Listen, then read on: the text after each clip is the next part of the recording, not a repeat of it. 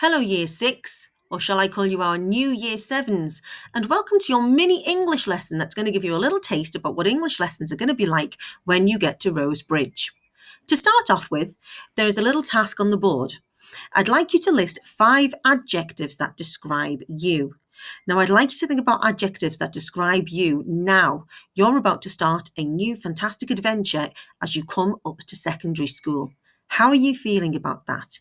List adjectives that describe you at this moment preparing for your next journey. Pause the video and take just 5 minutes to get these words down because they are going to help you later on in the lesson. So today we are going to focus on autobiographical writing. Pause the video now and have a look at the 2 questions that are on the board. What is it that you understand about autobiographical writing? Then I'd like you to bullet point underneath features that you might find in a piece of autobiographical writing. What tense might they write in? What kind of events might be in there? Pause the video and just take 5 minutes to complete these ideas now. So let's have a look at this. Autobiographical writing is an account of a person's life, but written by that person. The writing is their personal story. It's written from their perspective and has their viewpoints and opinions about events that happened in their life. But what are some features that you might find in some autobiographical writing? Well, it's a very personal account. It's their personal story. Usually people put things in that are quite entertaining or sometimes quite emotional. There might be dates and times that things happened, but the things that happen in the story will happen in chronological order, and that means that they appear in the order that they actually happened. It will be written in the past tense because it is a memory of things that have already happened. And it'll be written in the first person. That means they are using I, me, or my, because it is my personal story. And though there may be factual information, the writer might reflect on those facts with their personal viewpoint and opinion. You will give a reader a sense of time passing, that the main character, which is you, is getting older, that you are developing, and that you are reflecting on events that have happened in the past as an older person. Now, as you're going to be creating your own piece of autobiographical writing in a moment, I'd like you to pause this video and I'd like you to bullet point maybe 4 or 5 things from this list that you think that you could quite easily incorporate into your writing. But just take 5 minutes to decide upon those things, please.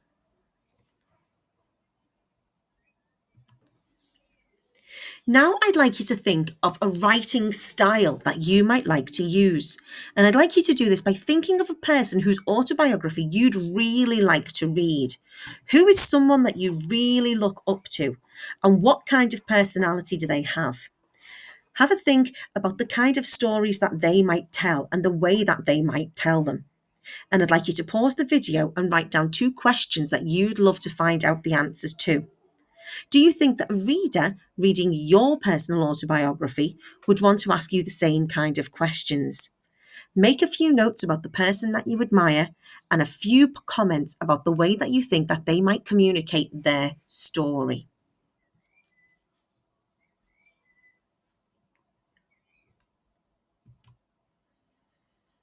And now our big task. This one is all about you. This is the planning stage.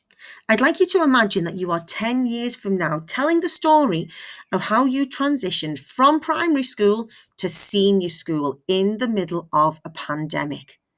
And you are going to write this chapter of your autobiography. Now, this is really important.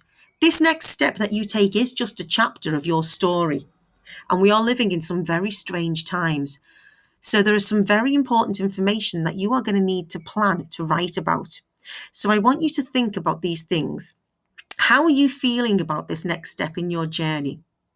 What preparation are you doing for this next step of your journey? Are you going out to buy your new pencil case, your uniform? What's going to happen on your first day? Now, you remember, you're thinking in the future back on this event. So I want you to write this story as if everything that you could possibly want to go right actually happens. What would be your ideal first day? I want you to write it all down as if it's actually happened.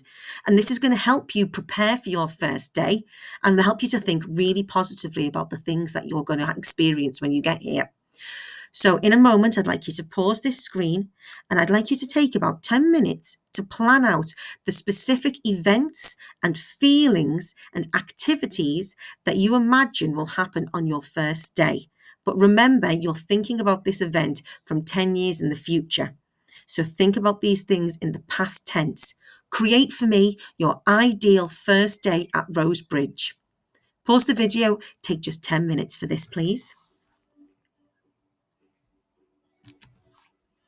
And now it's over to you. Your task is to write the chapter of your autobiography entitled My First Day at Rosebridge. But remember that we are writing in an autobiographical style. So have a look at this success criteria. I'd like you to add it to any of the bullet points that you wrote earlier on from those lists of features about autobiographical writing. You've got to write it in the first person. You've got to recall specific events and times. It has to be in chronological order, and it has to be in the past tense. You are writing this as your future self thinking about your ideal first day at Rosebridge. You can take as long as you need to write this up and to redraft it as many times as you like. But when you're done, I'd like you to send your completed story through to Mr. Volanti, who's going to be your head of year. He's going to read and pick winners of these stories, and there are many prizes to be won for the best ones. I hope that you really enjoy writing up this chapter, and I hope it helps you to get into a really positive mindset of your first day at Rosebridge, because we are going to make it as exciting and as comfortable as possible for all of you. We really look forward to reading your story, Year 6. Pause the video now and really give this your best effort. See you all soon.